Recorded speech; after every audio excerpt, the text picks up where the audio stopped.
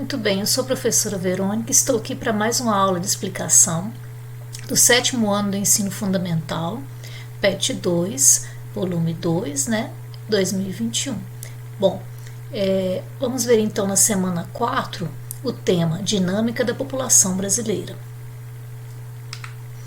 Distribuição da população pelo território. Bom, a população brasileira ela não está distribuída de forma homogênea pelo território, Existem áreas mais povoadas e áreas menos povoadas. Existe uma concentração maior de pessoas na parte leste, que é o litoral, e também no entorno das capitais, nas regiões metropolitanas. A concentração nessas áreas tem relação com a colonização e com as atividades econômicas que se desenvolveram ao longo dos séculos.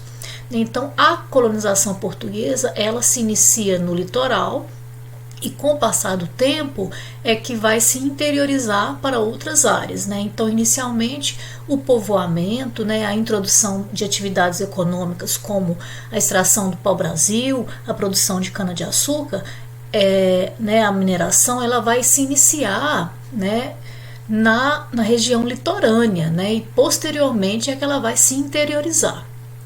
Então, com o desenvolvimento da colonização ao longo do passar dos séculos, essas atividades econômicas vão contribuir para que haja uma maior concentração de pessoas justamente na região nordeste, na região sudeste e no sul, e também menos pessoas na região norte e centro-oeste, que vão ser ocupadas posteriormente.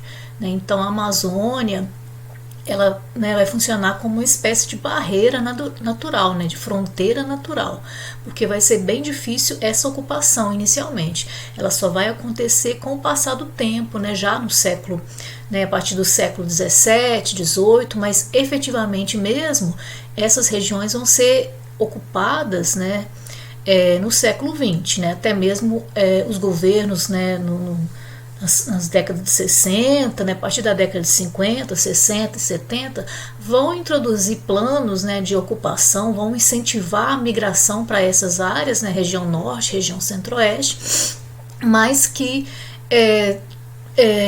vai, ainda assim, hoje em dia, essas áreas são menos ocupadas do que o restante do país, porque elas vão ser ocupadas posteriormente. Então, as áreas mais ocupadas, mais povoadas, são justamente o Nordeste, o Sudeste e o Sul do país. Por essa razão, desse processo histórico de ocupação que vai se iniciar primeiramente no litoral e que depois é que vai se interiorizar, com o desenvolvimento de outras atividades econômicas. Quando você divide a população absoluta, que é a população total em números de habitantes, em relação à sua área, divide a população pela sua área, nós damos o nome de densidade demográfica. Então, a densidade demográfica é a relação entre a população absoluta, total de habitantes, e o tamanho do território. Isso é chamado de densidade demográfica.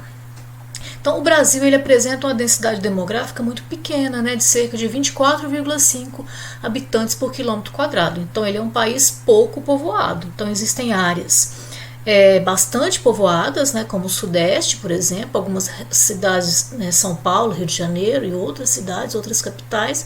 Existem áreas muito pouco povoadas, principalmente situadas na região Norte e Centro-Oeste, que são as menos povoadas. Mas é um país populoso, O Brasil apresenta atualmente mais de 212 milhões de habitantes, Então, em termos absolutos, o Brasil é um país populoso, mas não é um país povoado, porque tem poucos habitantes por quilômetro quadrado. E além disso, é um país bastante desigual, É um país bastante desigual em relação às diferenças de renda, em relação à existência de classes, de pessoas que não têm acesso à moradia, enquanto outras pessoas vivem em áreas luxuosas, em condomínios, em bairros residenciais dotados de todo tipo de infraestrutura.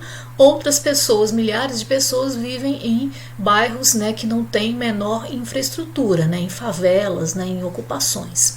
Em acesso aos bens de consumo, muitas pessoas sobrevivem com meio salário mínimo, um salário mínimo, às vezes nem isso, às vezes nem tem renda fixa, enquanto outras pessoas ganham 20 salários mínimos, 30 salários mínimos, dependendo até mais, principalmente em relação a cargos públicos, né, no governo federal. E a gente observa essas diferenças salariais aí gritantes.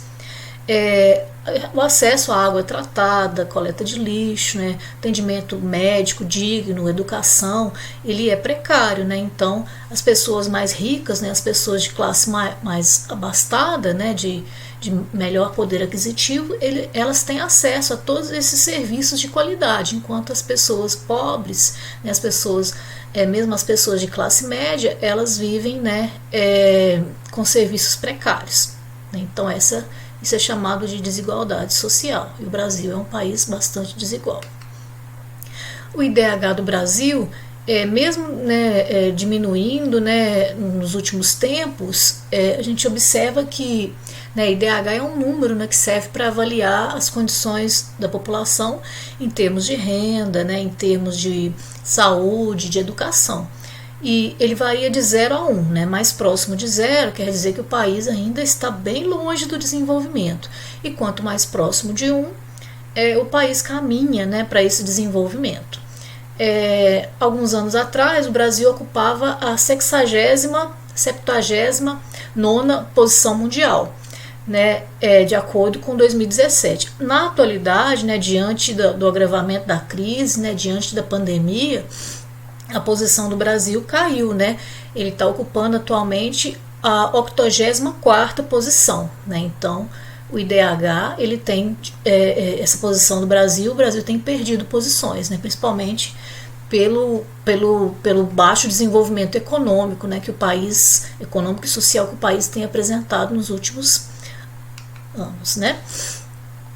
Em relação à população economicamente ativa, né, que é representada pela sigla PA, são todas as pessoas que trabalham, né, que exercem alguma atividade remunerada, né, que recebe um salário, ou que também que está desempregada, mas que está em busca ativa de emprego. Isso é chamado de população economicamente ativa, tá?